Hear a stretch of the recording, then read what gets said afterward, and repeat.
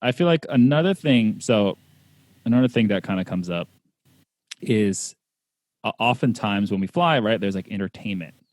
And, being blind, we don't really use the in flight TV screens, right, to watch movies or play the games and things like that. So we kind of have to bring Right. our own entertainment onto the plane.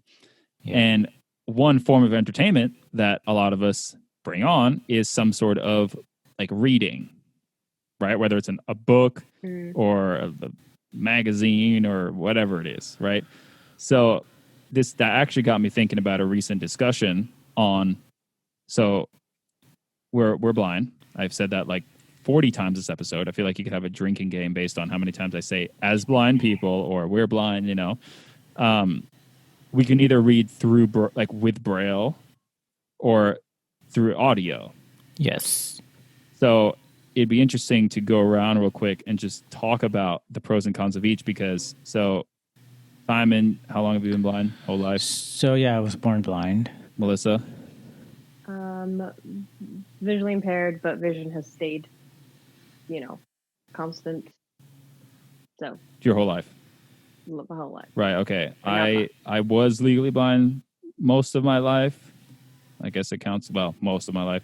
But I had enough sight until about 16. We should do an episode on our site. Anyway, till I was like 16, and then from like 0 to 16, I could walk around without a cane. I could read, print, and things like that. 16, my vision went pretty like much to 0. So the two of you, you two have different situations since Melissa has some residual vision. Simon has almost nothing. Right. I have nothing now, but had vision in the past. So it's kind of cool because like we have like 3 different perspectives, right? Yeah. You want to go real quick? We want to start, Melissa? Audio versus Braille. What are your thoughts? Audio, but not human audio. Can you explain that? Audio all the way. Yes. So, is there a word for human audio? Is it just audio? Live reading, maybe. Yeah, live reading. So for those who don't think like buying a book on Kindle or an Audible, that's like has like a human reader versus buying a book on Kindle and having there actually I think is a like text to speech option. There is like a play book option, but if you try that, it might sound slightly robotic, it's because the computer is actually synthesizing speech the computer is basically reading it. It's not a nice human with intonation and acting and stuff. Did you want to add something? No, that's good. And you're saying how you prefer the computer versus human? Yes. It kind of almost makes me feel like I want to add the interpretation, the humanness. If I am doing audio already, then I don't want all the humanness to be given to someone else. And also they do it slowly and then I fall asleep. But I prefer that over Braille because, I just think it's more available. The devices are, it's much more accessible on a computer, I would feel, than there are Braille displays, which like through Bluetooth you can read anything that's on a computer. But some people do definitely prefer hard copy Braille, which means just, embossed dots on thicker paper. But then that gets expensive. And so, but the original reason though is when I was little, my mom didn't really know where to put me in school because this was all really new to her and there weren't really much resources here back then.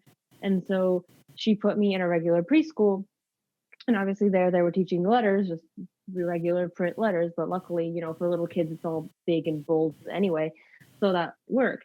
And then at home, obviously nobody knew Braille or what Braille was, so they kind of like taught me that a little bit still.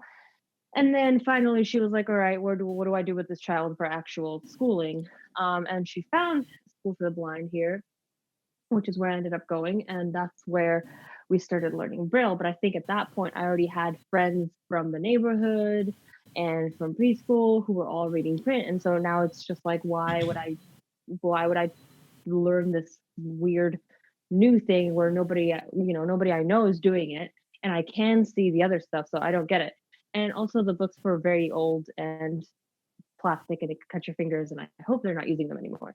But that was that. And then also I feel that they didn't really choose good material to motivate us. But it also might have just been me not being, very caring about my education as a child.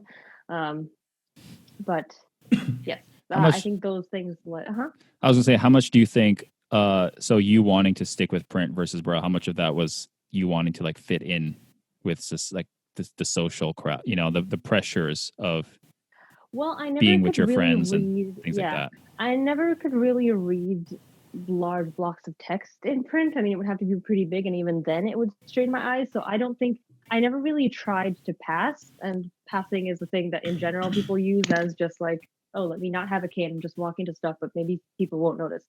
But I don't think I tried to pass in that sense.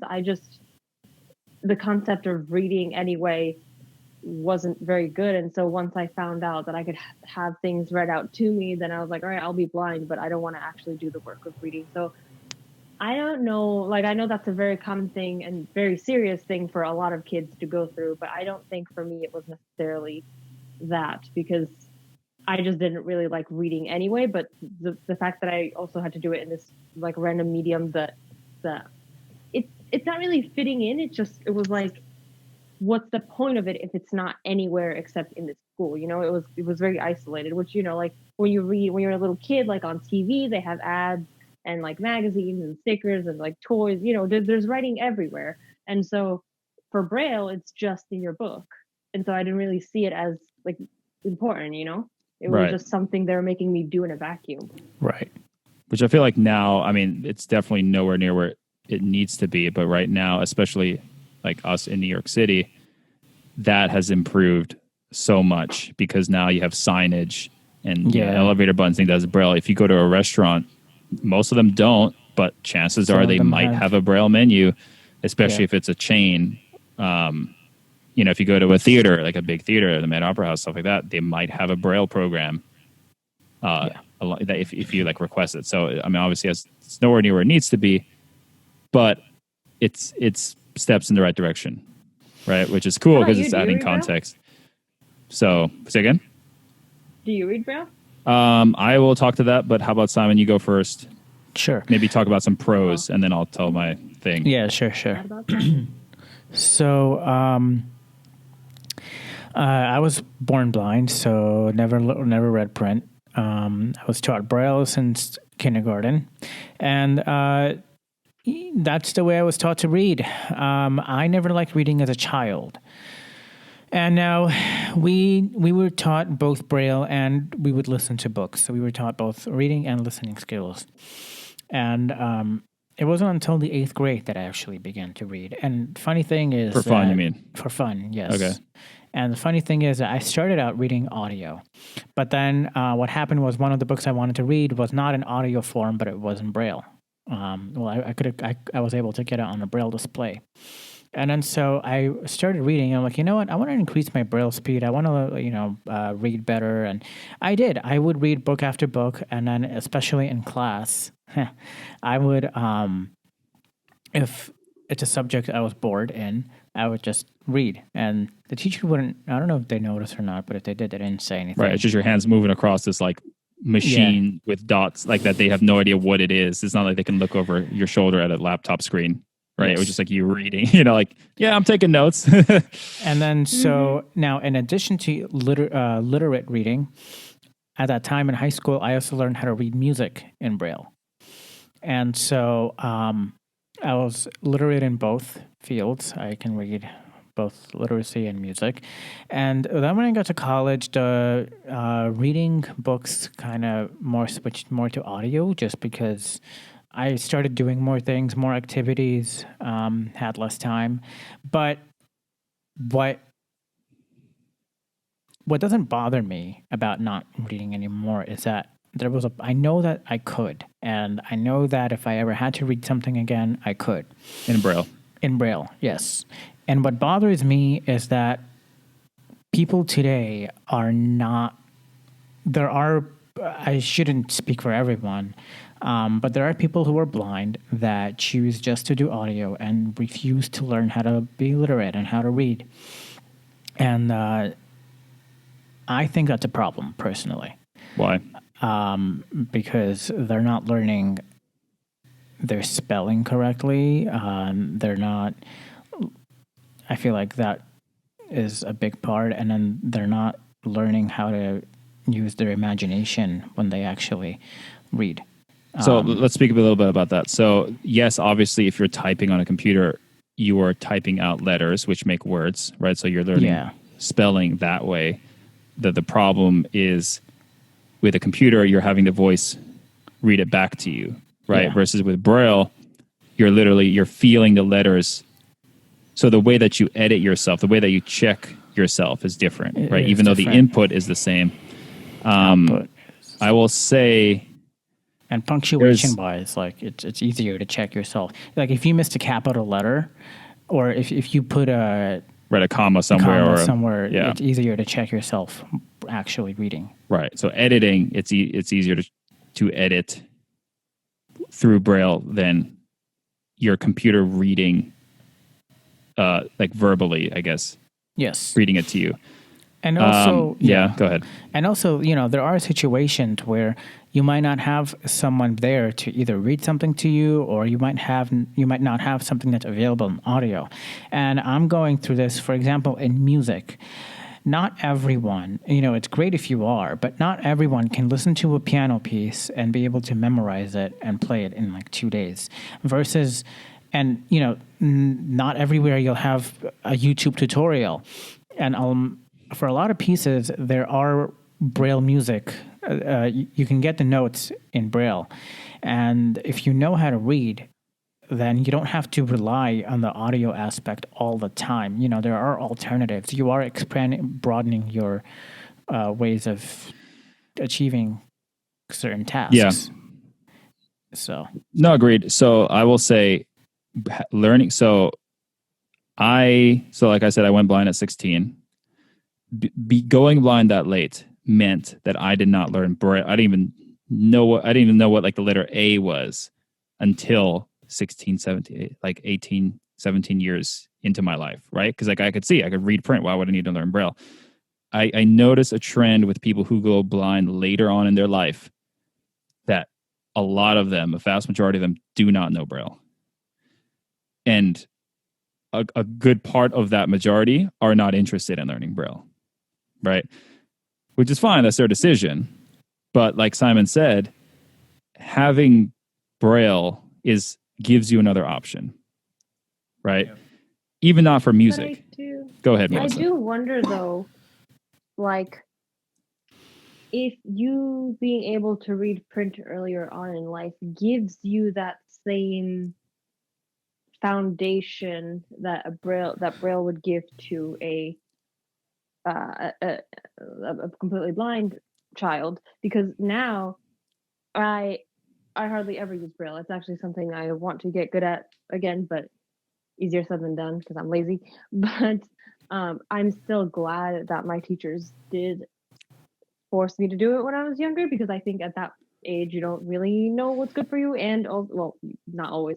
And also, it gives you that option and the concept development of these how things are formatted, letters, sound, whatever, no, definitely spelling, punctuation.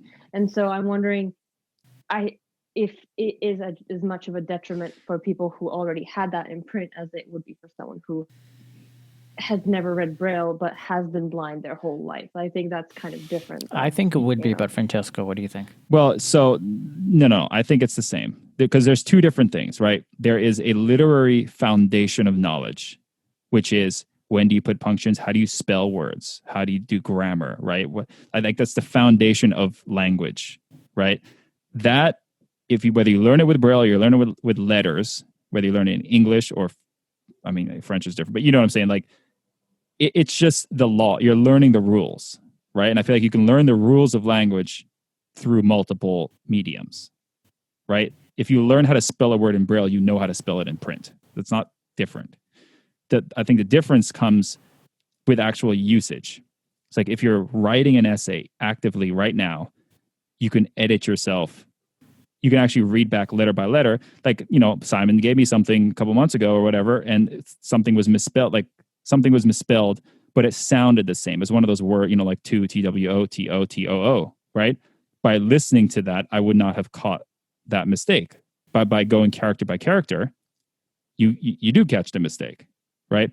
So I think there's an editorial benefit to Braille in the sense that you're able to edit, the editing. I will say it sounds like I'm all for people learning Braille, right? And like I said, or like what Simon said, it gives you another option. That being said, there is definitely a movement, like a small, very motivated movement within the blind community that likes to shame people who are blind, who are not proficient, who are not literate in Braille. I didn't know that. And they basically say, oh yeah, if you rely on audio, you're not reading, you're listening. So it means that you're illiterate. Basically putting this like very, what's the word I'm looking for? Very like harsh word, like, oh, you're illiterate. Right. Because you cannot read Braille. Which by the bare definitions of the word illiterate, you kind of are, I guess. But like I said, I went blind late in life, 16 years old, 17. I know how to read like uncontracted Braille right now, and I know like some contractions. I can read. I can read, but slowly, right? That basically means shorthand. Contraction basically means shorthand. Even contractions, I'm learning, but it's not as if I'm not reading at like a high school graduate level, right? From a speed perspective. Right. That being said, right, I've had multiple jobs. I've started multiple businesses. Like it's not like I'm incapable of living life, right? I read books, at least a book a week, if not, Right. But don't you also have those skills from before, though? No, that's what I'm saying. So as long as you get the initial foundation, the literary foundation skills, either through Braille or print, either way, as long as you have that, I don't think Braille is necessary for the continuing after you learn those rules of language, Right. I mean, I will say that I know if you were Braille, born blind, sorry, I cut you off, but if you were born totally blind, if you never had a visual literary education, then you need to learn Braille because that is the way you educate yourself on the foundations. Yes. As long as you have the foundations, it's up to, there are people who go their whole life and not learn Braille. But if given the choice, I feel like it's good to know it just because it's another option. Which is why, like I was saying earlier, I'm okay. If you start from audio first. Sorry. Go ahead, someone. I was saying that which is why earlier I was saying I was okay with, switching from Braille to audio when I got to college because at least I know how to read. Like I know I have that option to fall back on if I ever needed to. So. Yeah, I just want to point it out because you see in a lot of and obviously Facebook is the example of the worst of humanity, or some of these groups, but there are definitely people who like to shame blind people, like other blind people like to shame blind people just because they're quote unquote illiterate, right? And I just want to point out, by the bare definition of words, okay, if you don't know how to read a language, sure, but that does not mean you cannot be successful. It's a help, right? It's definitely a benefit to know Braille. But I by no means think it's a necessary thing. I know off the top of my head, a bunch of blind people who do not know Braille who are a lot more successful than other blind people who do know Braille. Right.